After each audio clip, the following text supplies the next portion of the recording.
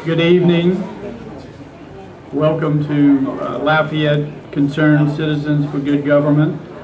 We have two distinguished guest speakers here this evening.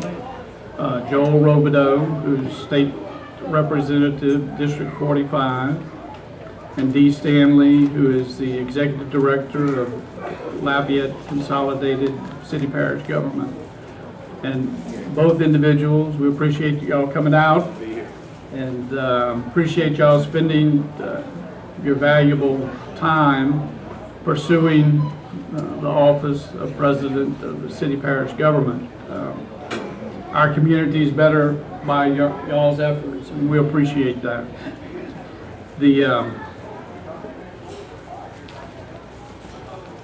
Our next meeting is going to be November 2nd, so that's the first Monday in November, and probably our guest speakers at that time will be candidates that are in the runoff in their respective offices, and we don't know who that is yet. So good evening. Appreciate everyone being here with us this evening. We're very happy that both candidates were able to come. They had to change some schedules around, so we appreciate everything they're doing being here. We're going to have questions after they make their presentation, and we're going to make that happen shortly, but we appreciate any questions that you want to ask. So please come up to the mic so we can feed this back. AOC and also YouTube will be able, would you be able to get that information again? And Dee's volunteered to go first, and we're going to reverse him at the end on summation. You be second. Okay. Yes, sir. But he's going to talk about himself. We got 5 minutes, and thank you all for being here. Thank you very much for having us, and it's good to be back before this group in a little bit of a different role. I've spoken to you a number of times as Chief Administrative Officer, and I thank you for giving both me and Joel the opportunity to talk to you tonight about our candidacy and also about the issues affecting this government.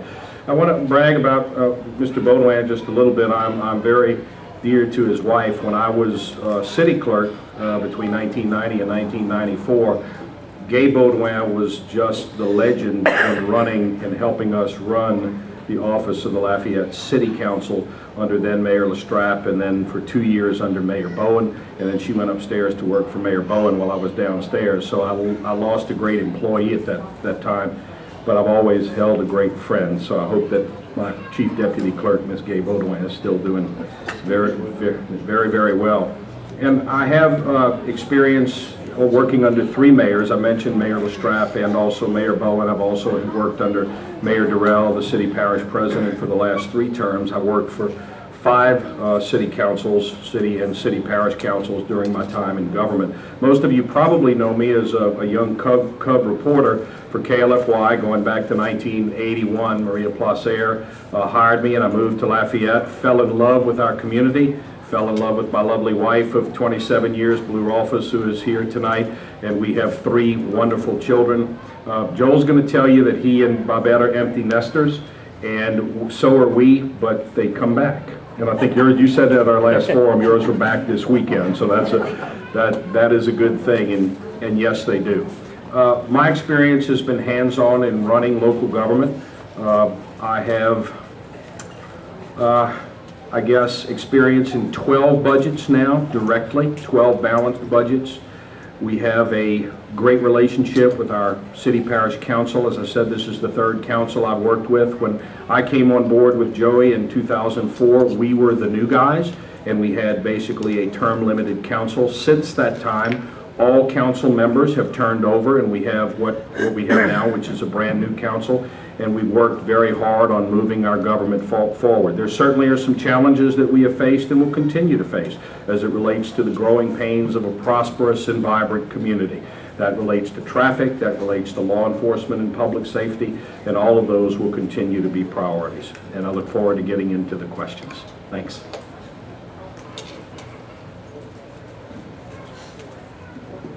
Thank you.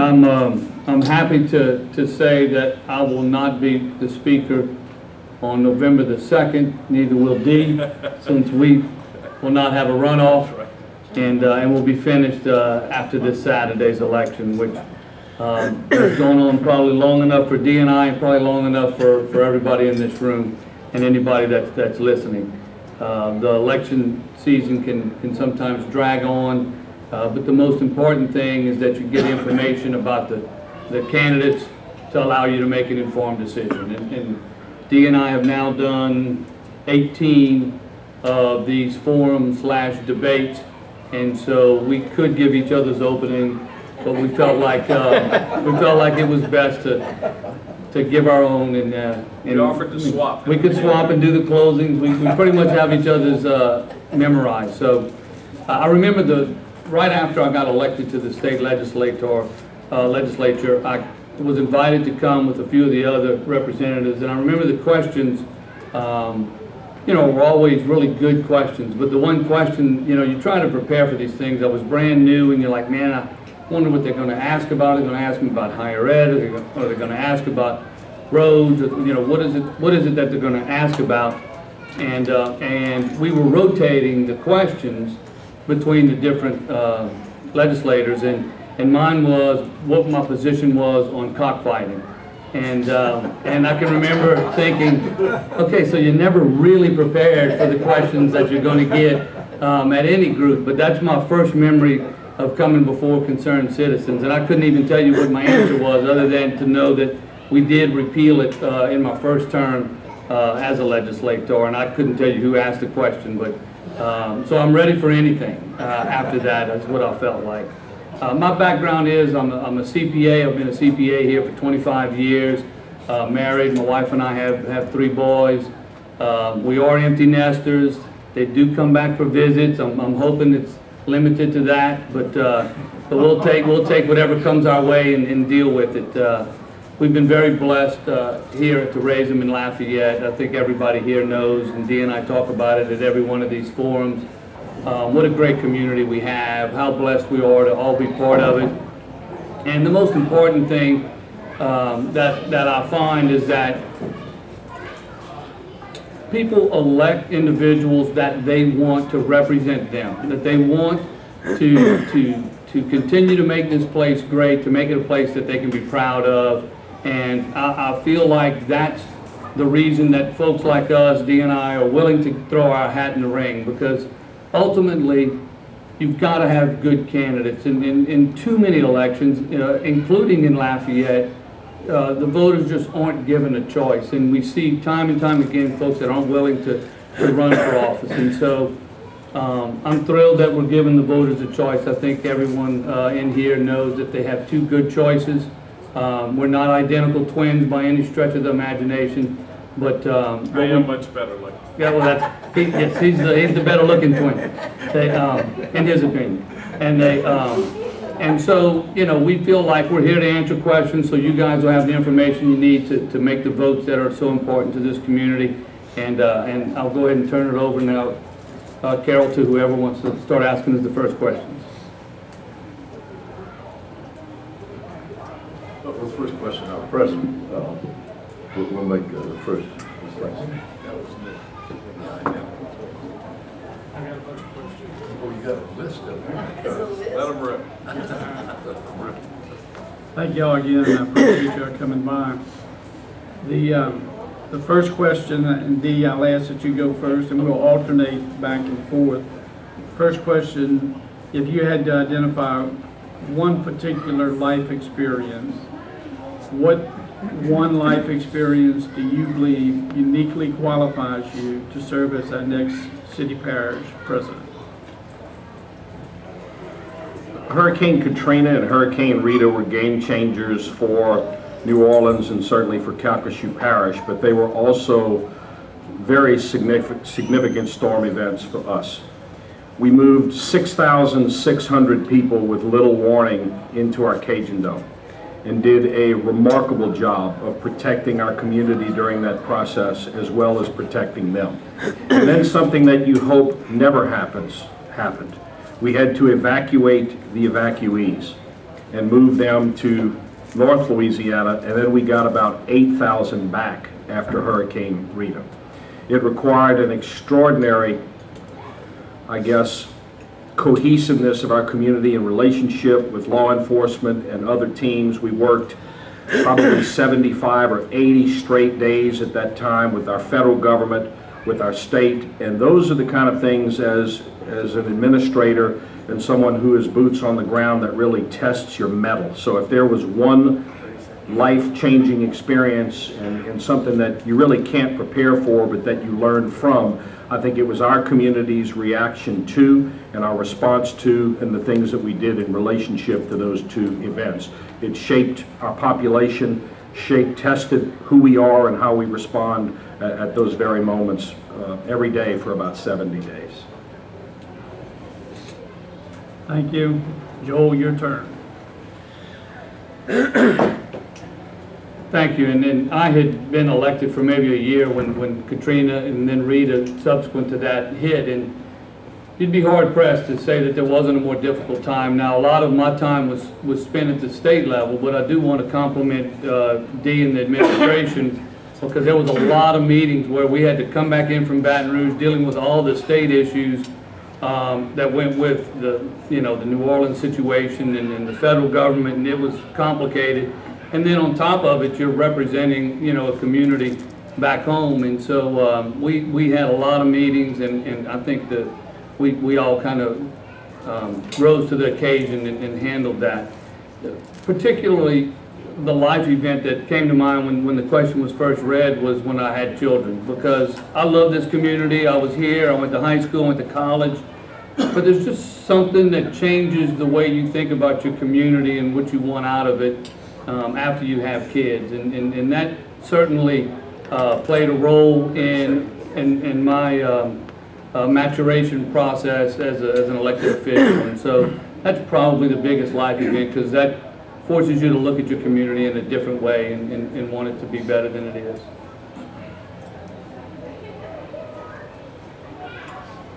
Thank you, Joel. For good or for bad, the campaign finance laws of Louisiana allow candidates seeking office or re-election to public office to receive campaign contributions from individuals and businesses that do business with the consolidated city-parish government or the state of Louisiana.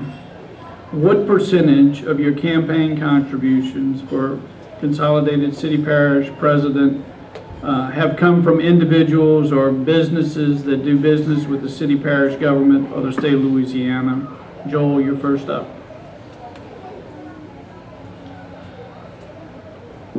I think let me say that's a very valid question, but I can't say that I really know the answer.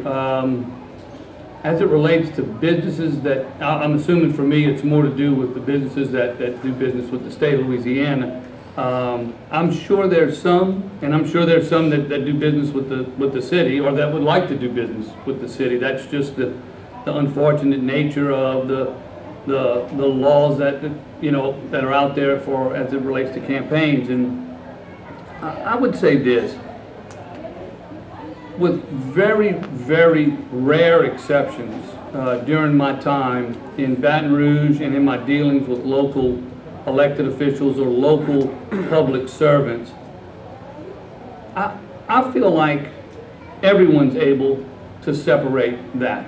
I believe that most everyone that I've come across has the best interest of the community at heart, and if someone wants to give them a campaign contribution, that may mean that they'll get their phone call answered and they'll have an open door, but I believe we do that for everybody. It's not just those individuals. And so although I believe it's a valid question, I truly believe in my heart, and certainly within this community, that people do not factor that into the decisions they make, not the elected officials and not the public servants.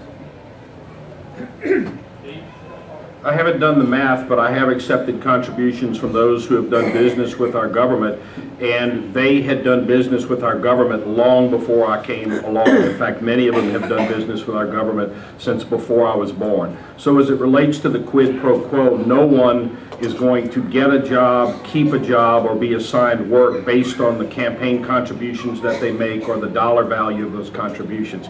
There was a real nasty out-of-state push poll where somebody from Virginia called and said that DeeStanley has taken over $100,000 from architects and engineers from this government in return for work, in return for being promised business.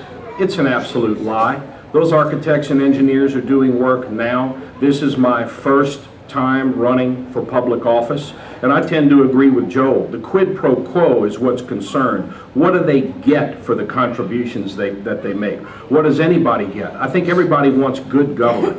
Everybody wants good, honest government, and I think that's what you're going to get. So I resent an out-of-state company calling and accusing me of taking money from people who do business from the city, with the city, in exchange for work, and then asking the person who's on the other side of the phone, would you be less likely to vote for DeeStanley now because he took a contribution from somebody like that? I think it's dirty politics. I don't think anybody from an out-of-state calling firm who's getting paid to do those kind of hit things and those kind of tactics are going to work in our community. I do believe in campaign finance reform. Those are things that happen at the state and federal level, and I would be more than happy to stop taking those contributions if everybody else stops taking those contributions and we get campaigns to what they should be about: $20, $25, and $50 from the mass of the community.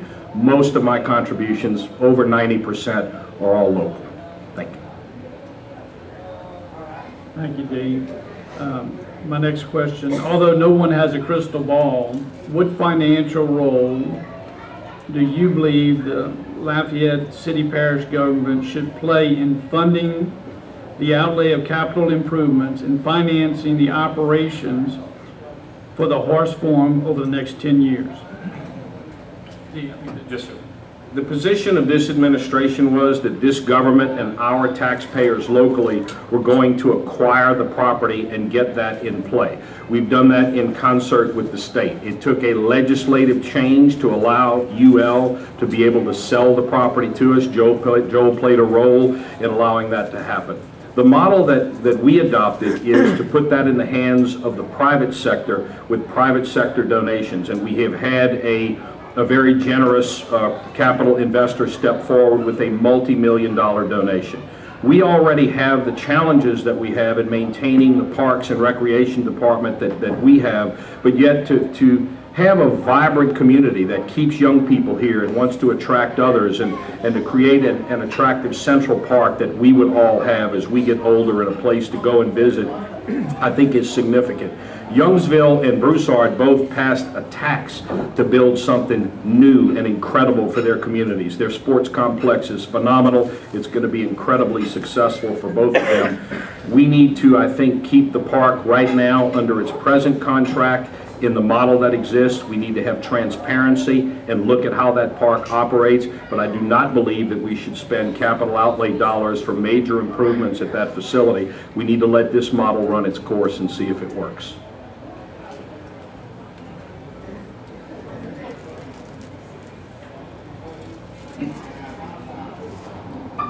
We have so many capital outlay needs as it relates to roads and traffic and drainage and general infrastructure that I'll probably end up with a little extra time. Maybe I can use on my next one. That yeah, we shouldn't be spending any of the city's capital outlay dollars on the horse farm. The model's not set up that way. I don't think the city can afford to do it with all the pressing needs that are out there from a capital outlay perspective. And so the city budget should not be supporting the horse farm under the current model that it's operating in. If the model's going to switch back to where it's part of Parks and Recreation and the city's now responsible for it, then that's a different conversation to have as it relates to the maintenance of the facility. But as it stands now, with the roads and drainage issues that are out there, I don't think anybody would make the argument that it's prudent that we spend capital outlay dollars on the horse farm. Thank you, Joel. The next question, what role would you play if elected city-parish president in expanding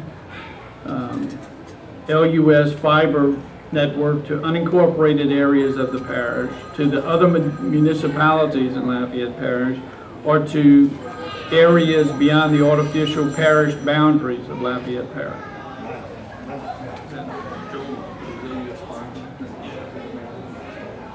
All right, so as it relates to LUS fiber, you know, my background is one that I'm a capitalist by nature, and so if it makes financial sense for LUS to do that, the fiber initiative, then certainly they should do it. I don't think that LUS fiber should expand just to expand and just to have folks throughout the parish receive it. If it makes financial sense for LUS to do it, then I think something that they should obviously consider. I don't think there should be any restrictions that we place on it as a government, but let LUS do what's in the best interest of LUS, and if that's going to make LUS more profitable and at the same time we happen to have more residents that have the benefit of fiber, then that's a win-win situation. But I wouldn't want any government interference to either force LUS to do something that hurts its bottom line, and I wouldn't want to do anything to force LUS into not being able to do something that would make sense for them and would benefit the citizens outside the city. LUS and LUS fiber that's us. LUS is different because it's a monopoly, but it's still us. You ratepayers own the company. It's us. LUS fiber is different because it's in a competitive market. And the reason that LUS and the voters voters of the city of Lafayette took LUS fiber into that business wasn't because we needed television and telephone. We had companies that were very capably providing that already. The key was the bandwidth that fiber optics provides. And now we're about the fastest in North America municipally and among the fastest in the world. And it's what has made our community one of the things that has made it vibrant and significant. Before we expand that model, a competitive model, let's say to Youngsville, and we have heard from the city of Youngsville that they are hungry for that bandwidth, and they want to look at perhaps doing that as it relates to businesses, and maybe that's the good place to start. We cannot put that on the backs of the ratepayers, the shareholders of LUS Fiber, as it relates to the local government. That's a decision that they will have to make if they want to make that investment, and Joel is correct, if it makes good business sense from a return on investment, then we move in that direction, but we have to proceed very cautiously. It's your company. Thank you, Dean. The next question, would two top priorities of yours do you believe can be accomplished assuming you're elected city parish president within the first 12 to 18 months? First, as it relates to infrastructure, is building projects, wider, better, longer roads. We have a $65 million bond issue that is funded in the current budget without raising taxes. About $55 million of that is streets. We certainly won't complete some of the longer projects that just take long from construction days to be able to do that as it relates to roads and drainage, but we need to jumpstart and continue to quick start those projects. We also need to look and examine the cash that we have on hand and continue to do that to move the projects that we have along. We expect 65,000 additional people in our parish over the next 20 years. We need to have the roads and the infrastructure to be able to put them there and to not cause paralysis in our community, because we know that traffic and traffic congestion are issues. So we do have a robust capital improvements program that our charter requires, that we develop one, and we're doing it within existing funding. I think the other one unquestionably is public safety. You guys saw the tragedy that hit our community in July, and also community-oriented policing as it relates to the operation of our police department. I think those are the significant things we need to do to have people feel safe about what our community is about.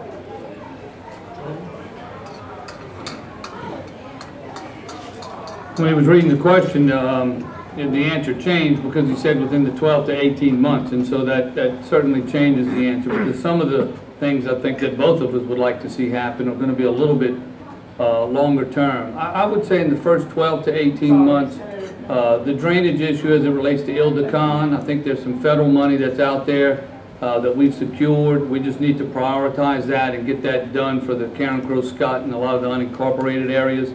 And I think that's something that could certainly be accomplished in the first 12 to 18 months. And then Dee and I agree on the community policing aspect.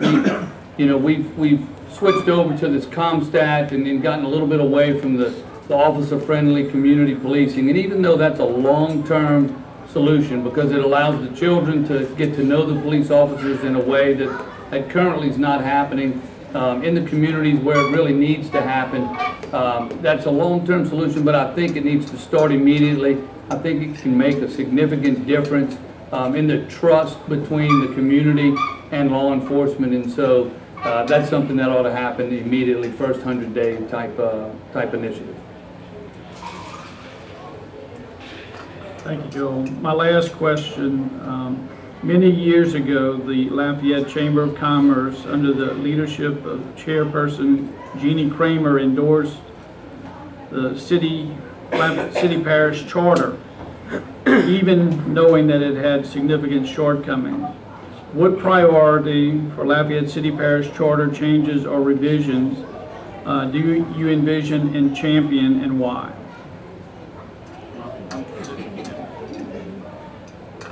The charter issue is one of the biggest issues that we'll face as City Parish President.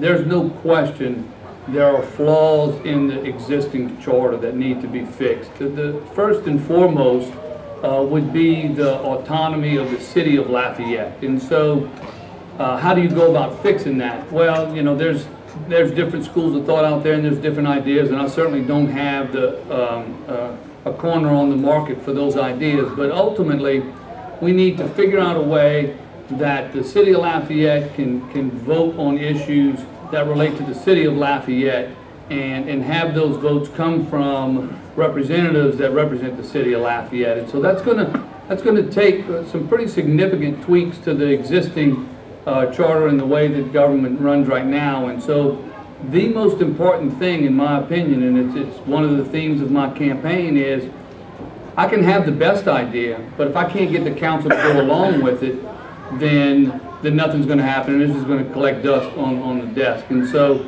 it's going to take an effort between the administration, the councilman, and the folks that councilman represents, meaning those elected officials from the unincorporated and the municipalities out there, which is no easy task, but I believe my history in the legislature has proven that I can build consensus and get people to work together to make the changes that need to be made.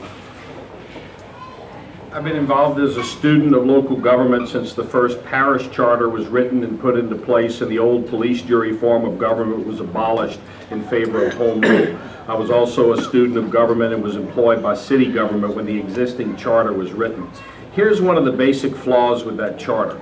The residents of the smaller communities get to vote for the mayor of the city of Lafayette. But the residents of Lafayette do not get to vote for the mayor of the smaller communities. And that's what we talk about as it relates to autonomy. Karen Crow, Scott, Dusson, Youngsville, Broussard, all have autonomous councils and autonomous mayors and are able to control their destiny. One model perhaps is the model that is used for the Lafayette Public Utilities Authority. When it comes to running the utility system, which is a city-owned and operated utility, 5 council members vote on the utility issues, and nothing can move forward without those 5. That is a way. I don't support deconsolidation. I don't think that's an answer. But we need to put together a charter commission that is reflective of the entire community. We need to work with our council and the councils and the mayor so we take fear of what the city of Lafayette needs to do. Regardless of what the councils do in the charter commission, you get to decide. Nothing will be changed. Nothing, unless you get to vote on it. And that's the ultimate decision that'll have to be made.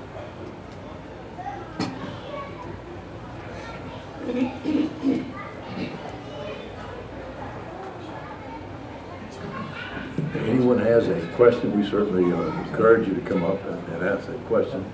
Because voting, we should all be out there next Saturday, but if you have a particular question that you've always wanted to ask a candidate, there's certainly 2 gentlemen here that are willing to answer, I think. I have a question while people are thinking. Who early voted? I was just curious. Did anybody early vote? Yeah. Yes? Good, good. Thank you all for doing that. Good. Okay. Go ahead, sorry. I was wondering about Ray. Hadn't said a word here. He's quite, he's become gentlemanly. I can see it.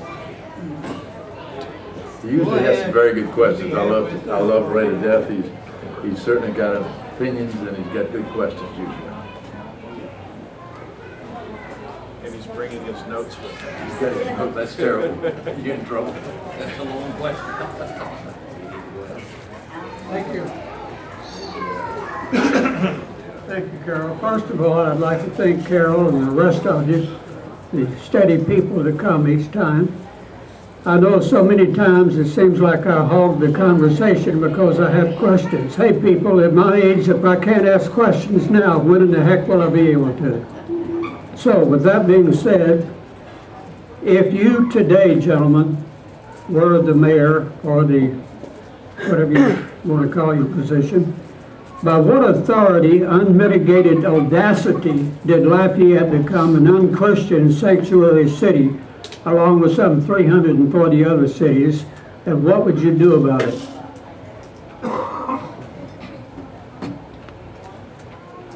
I think Ray is referring to the news that broke this last week in connection with the sheriff's campaign as it relates to who we are and what we are. The decision on whether to detain illegal aliens and incarcerate them at a local facility for a time is that of the sheriff. There was no decree by City-Parish President Durrell or our council or any others naming Lafayette or our parish as a sanctuary city. The fact of the matter is, if we detain someone who is illegal or in this country illegally, if they committed a crime, have a serious criminal record, or they are suspected of a crime, they are going to be held and incarcerated. As I understand the comments that have been made by our sheriff and others, this deals with those who are in the country illegally but have not committed a crime. If we incarcerate them in a parish facility, we better augment our budget, and that means all of us are going to have to pay for that. What we've been told is, no, you can call Immigration Customs Enforcement, ICE, and they will come and pick up those prisoners because they would be considered to be federal prisoners or detainees. We do not have a large and robust ICE office in our community where there would be that type of transitional piece. ICE is focused based on what we have seen in the bigger cities, the larger border towns. So the sheriff has made a determination, with absent a court order or a criminal charge, that those detainees will not be detained in the parish prison. But that's not a decision to be made by the city parish president or the future city parish president, in my opinion.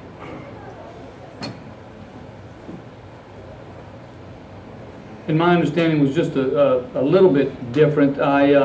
I think that if you had someone detained and they were scheduled to be released, that that is when you would then release them. So it wasn't just the folks that were out on the streets. And so I would make two statements regarding that. Number one, I don't know what the role of city parish president would be as it relates to that, but I would certainly sit with the sheriff and make it very clear that we will find the money in our budget to make sure that they stay incarcerated until the feds can come in and take whatever action that they need to take. I don't think we need to be listed as a sanctuary city.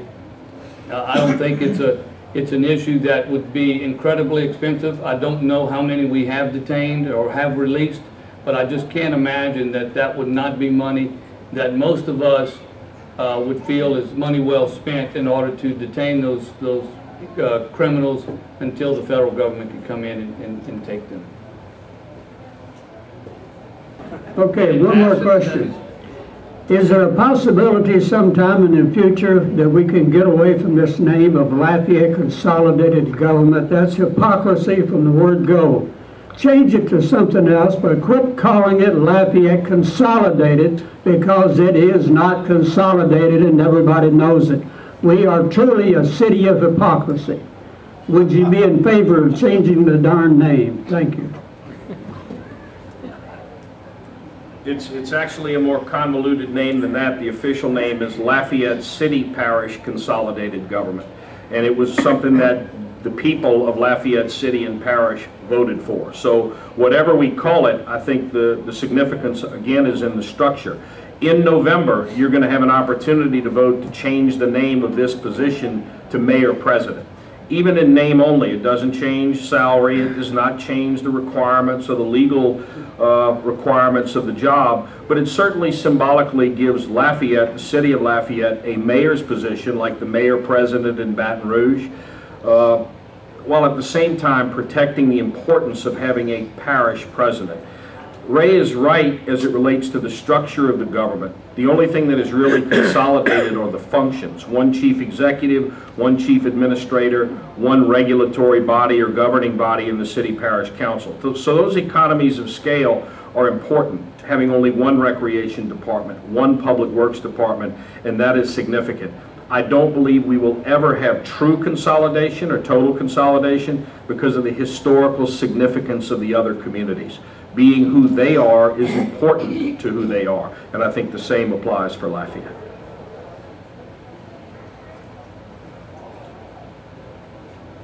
There's no question that the name suggests something that is not true. It just doesn't fit our form of government. But let me say again, the people voted on it.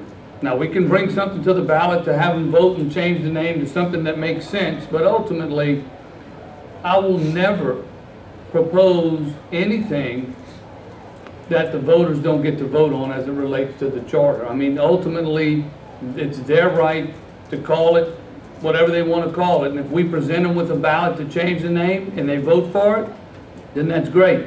There's been a whole lot of votes that have been taken that I've disagreed with in my time as a voter, but that doesn't mean that I need to try to manipulate the process and change the process. I think the process is, let's put stuff before the voters, and if that's a name change, let's put it before, and then let's see where the vote happens, and however it ends up, it ends up.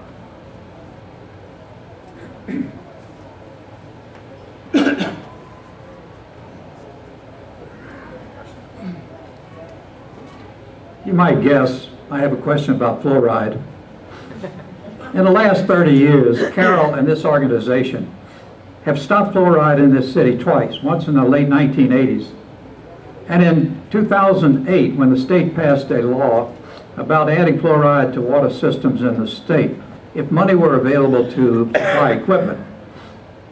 The organization got busy, and in 2009, after feeding the president and the city council information on the ineffectiveness and the dangers of adding fluoride to water systems, we got the city council to vote 8-1 to oppose that idea.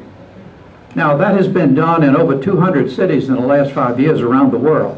So the information and the truth is spreading rapidly.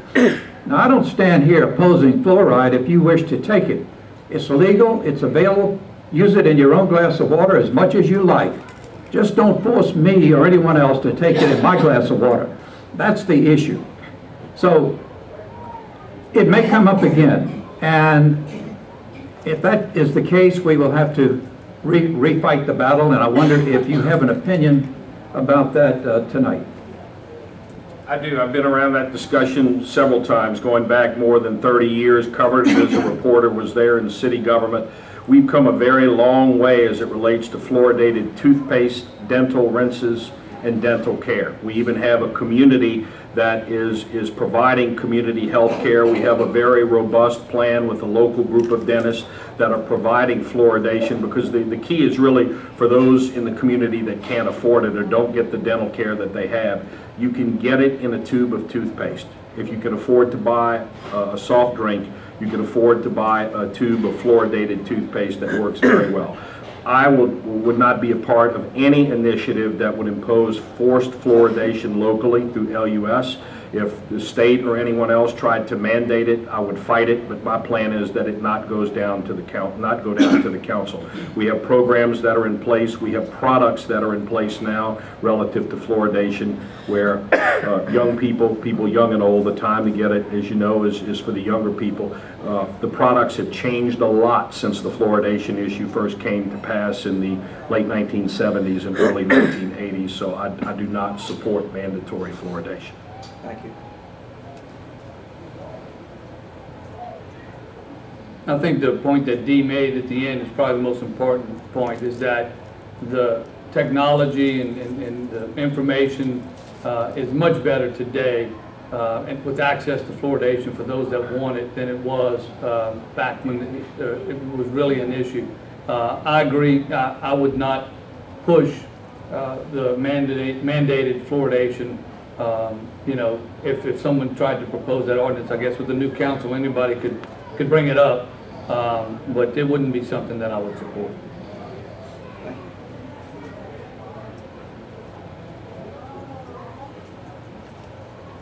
Is there another question out there before we do summation? I was wondering what was the matter. One issue I've been concerned about is that the Red Flex Corporation has been, and officials of the Red Flex Corporation have been convicted of public corruption in the Chicago area and apparently elsewhere. So there's mounting evidence of a pattern of public corruption involving the Red Flex Corporation.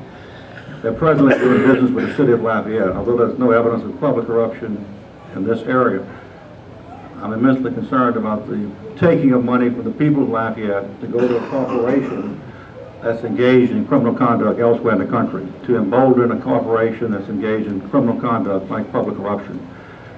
Don't you think it's time to end the contract with Red Flex Corporation based on the growing pattern of public evidence of public corruption by that company? One of the first initiatives that I announced when I announced my candidacy was that I do believe we should bring it to the vote of the people, and I think the residents should vote on whether or not they want the cameras. I think the question, though, was more specifically about the contract with Red Flex, and it's my understanding that that contract is coming up for renewal soon, and I would think that any continuation of a contract with that specific company would be not something that I would support. And so I would like to ask the citizens of the city if they would like to continue it, and then if the vote is yes, then we need to bid that out and find somebody that does the job in a way that's, you know, not like the corrupt nature of the existing contract. Yeah, I don't think there's just no evidence of public corruption in Lafayette as it relates to Red Flex. I don't think there is any public corruption. I mean, there certainly isn't as it relates to me, as it relates to my boss, and as best as I've seen to our council members. So I think it's beyond just not having evidence. The good news is, and we supported a decision by our council not to extend this contract. So that is already in place. That discussion will happen next spring, and I'm looking forward to having a new council there to do it. One of the things that we've insisted on with the money for this contract is that it be used for our police department patrol division, because it's difficult to have policemen when we want them policing crime and being involved in community-oriented policing to be standing with a radar gun outside of your subdivision trying to protect your neighborhood from speeders and people who are just driving too fast or recklessly, and then issuing people criminal citations, things that affect their insurance rates and other things. That money is used, and police officers also can detect drunk drivers and angry drivers and road rage, and they can also respond to crimes against people while that is happening. So I definitely support having the conversation. We'll see whether or not it goes to running them out of town or even running the program out of town. We can do that as well. No one has a right to run a red light and kill my family or your family. No one has a right to speed. And just because it's an automated camera or a van that detects them speeding instead of a cop, I have a better idea. Let's just do about 5 miles an hour over the speed limit. You won't have to worry about this company. We'll run them out of town by driving more safely.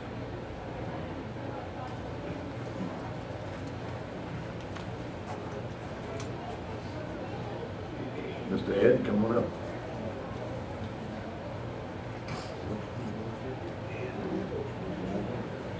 This particular question is of great importance to small people and maybe not much importance to us, but I think it concerns us.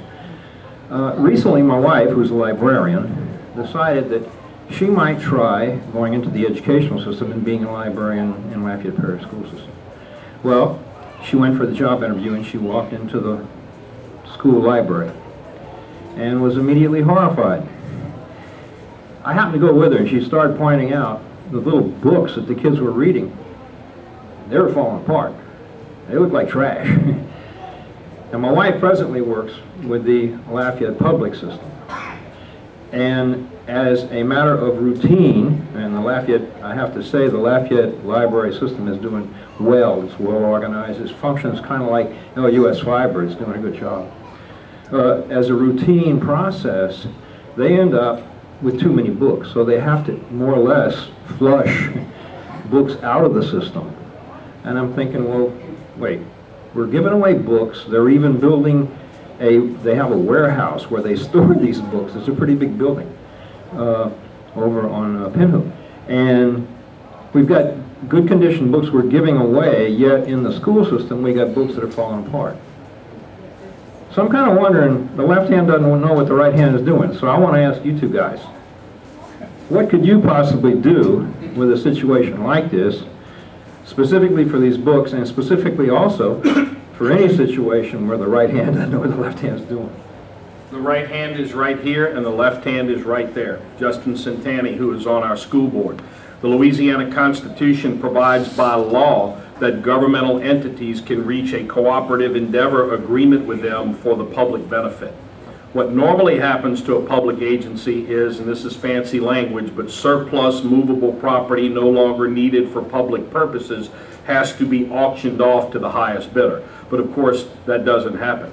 I certainly would entertain a conversation with our new superintendent, also with the board members. One of them is here tonight, about us developing a cooperative endeavor agreement. We already have one with the school system that relates to school resource officers. Perhaps it would be very, very easy to change, but before we look at disposing of these books, if they are able to replace inferior product in our school libraries and we've already paid for them and it doesn't cost anything, you don't need to sell them to the school system. You give them to the school system based on that cooperative endeavor agreement, and you allow those books to filter into a library to replace outdated and inferior books rather than sitting in a warehouse somewhere. I appreciate you bringing it up. Justin, take it back to the superintendent. Let's have the conversation.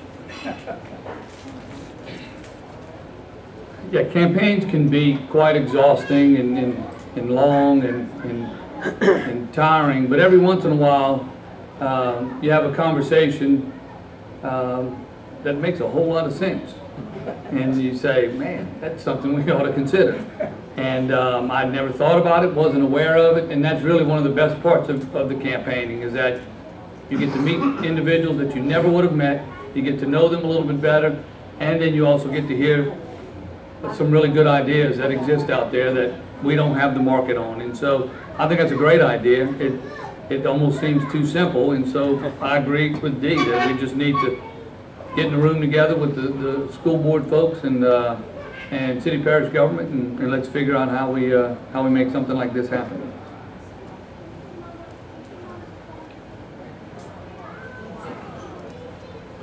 Well, we have time for one more question, and if there's not another question, would you please come up? While she's coming up, tell us the difference between a referendum and an initiative, would you? Do what? What's the difference between a referendum and an initiative? They're both kind of related. Well, what's the difference between the two? I'm not sure I can identify it exactly what you Take a shot at it. The charter has a referendum process. It also has an initiative process. If the council fails to do something that the community wants, there is an initiative provision in the charter through the petition process where a vote could be compelled based on that initiative, and then the referendum would follow. on the ballot. But the initiative, I think, is that word that starts at the grassroots level and moves you through that process. Initiative comes before leveling. I believe that to be correct. But I knew you were going to ask a tough question, and now I'm going to have to go figure it out. Is that one of the two you missed, Dick? Could be. I don't know if I'm asking the wrong person this, but I've always wondered, these speed bans, sometimes they're on private property. Who gets paid for that? Who gets paid for? Yeah, who, like if they're on private property, these speed bans, do they pay the private person where they're on the property? Because I live by Lafayette High, and I see one over there and it's on private property. Who gets paid for that? The same situation as if a police officer were to be requested to be in the neighborhood for it to be on private property. The private property owner has to request it for the neighborhood and has to approve for the van to be on private property. Another place where it's on private property is in the right-of-way, but still on property owned by someone else, is on West Bayou Parkway. It kind of sits right there in the end, right off the road, because there's no sidewalk. But the citations and how they're paid are just as if they were paid if the van were on a public median or somewhere else. So the private people are not getting paid if that's where you're going. Yeah, that's where I was going. Well, because then everybody would be requesting the Hey, I vans. was ready to sign up. That's what I'm saying.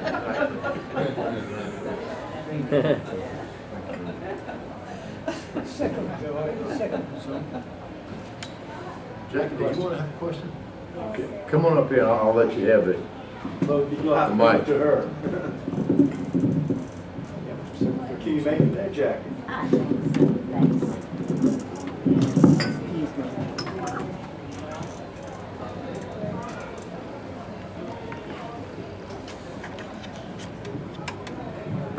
My name is Jackie LeBlanc. Last meeting we had, I said, surely we could get money from the federal government, because we send money to the federal government to get our roads fixed. And there should be some sort of grant or something for that. Well, in the day's paper, there is an article written by a lady whose last name is Dislat, and she was talking about money from the federal government to get our roads fixed. So I don't know too much about that, but maybe you would want to go back and read that and see if we could get some of that money for Lafayette. Thank you. Thank you, Jackie.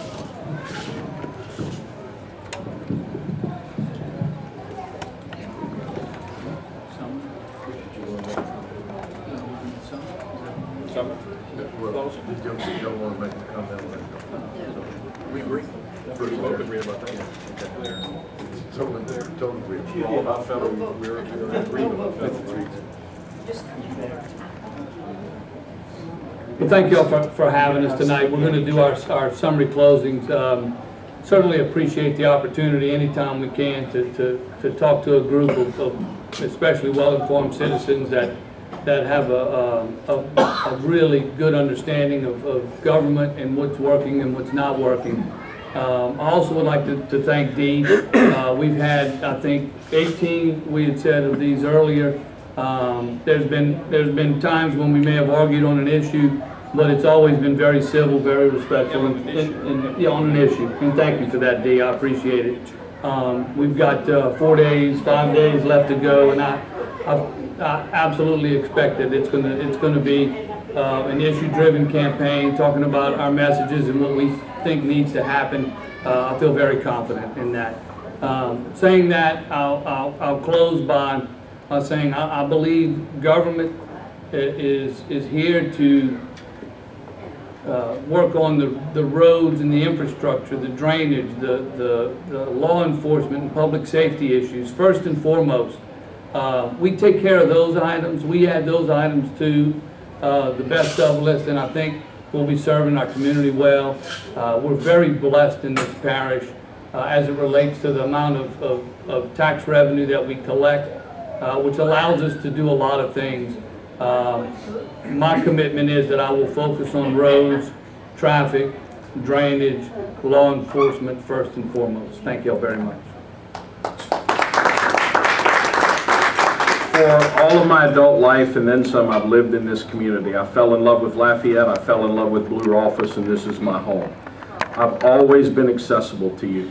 My cell phone number is 739-7871. It's on my push cards. It'll be on YouTube again shortly. I think Mr. Ray Green can attest to that. How many calls have you made to me over the past 34 years? Is bajillion a number? Honestly, over 100. Well, and I mean, that's important, and that's what you expect of your public officials. For me, it's about public service. This is not about politics. I've never run for political office before. I'm not a politician. I guess if I get elected, you can call me a politician after I'm elected, but this is my first time. I want to finish because Ms. Jackie really hit my heart with her comments.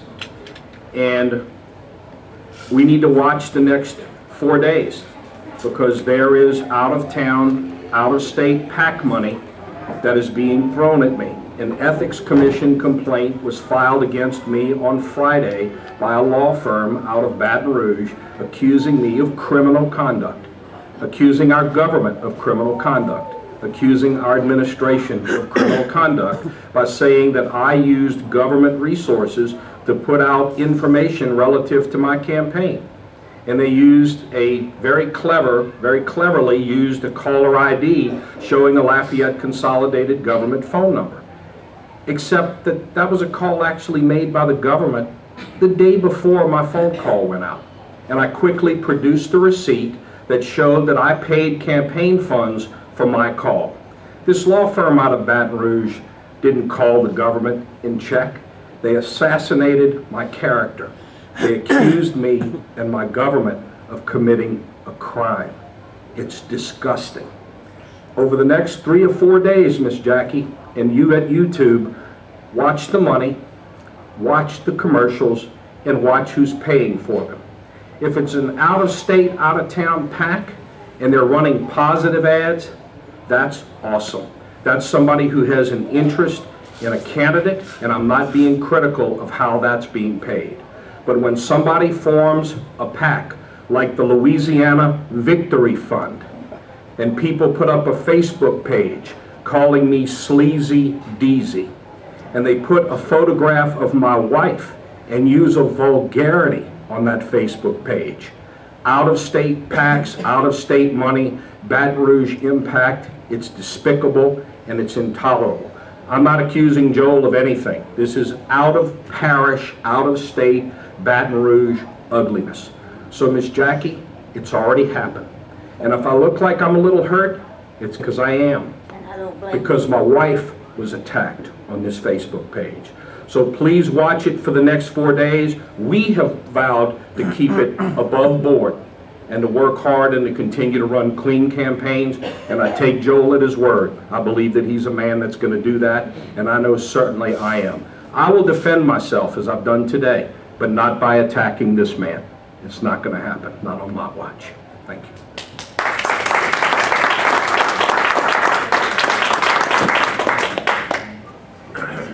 Appreciate everyone being here with us this evening. The meeting stands adjourned. We'll have our next meeting. It's the first Monday of the month. And we'll let you know who the speakers are. It'll be a runoff candidates probably. We thank you all very much, Dee.